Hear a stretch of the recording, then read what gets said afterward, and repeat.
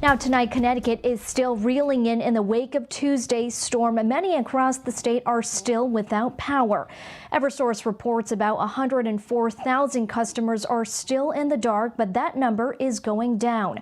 The utility says it's continuing to work throughout the night, and so far, 90% of all of its customers have power. And so far, United Illuminating says over 3,000 of its customers are still out. But as of 2:30 this afternoon, it restored power to 115,000 customers and has crews continuously working.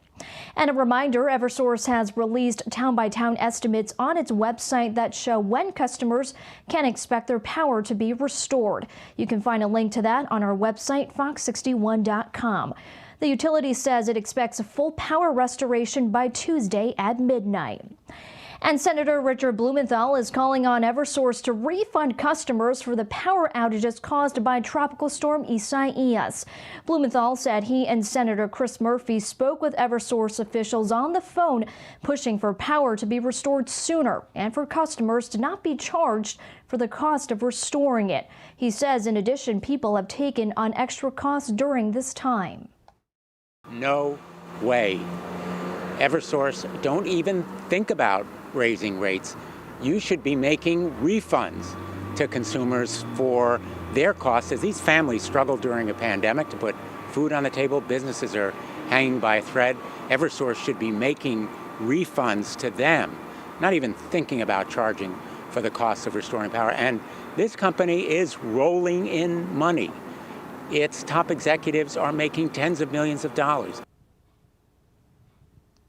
Blumenthal says he is meeting with Eversource's CEO tomorrow. And Eversource took questions this afternoon at its staging area in Berlin, updating everyone on their restoration efforts, and here's what they had to say. My mission right now, my goal is to get everybody's lights on. Crews from out of state like Canada have been brought in to help with the cleanup and power restoration process. Eversource Regional President Craig Hallstrom says staging centers have been opened up to act as housing and food facilities for those 6,500 workers. No one goes home. Everybody's on short rest. We are making sure that the supply chain is full and materials and equipment are coming in.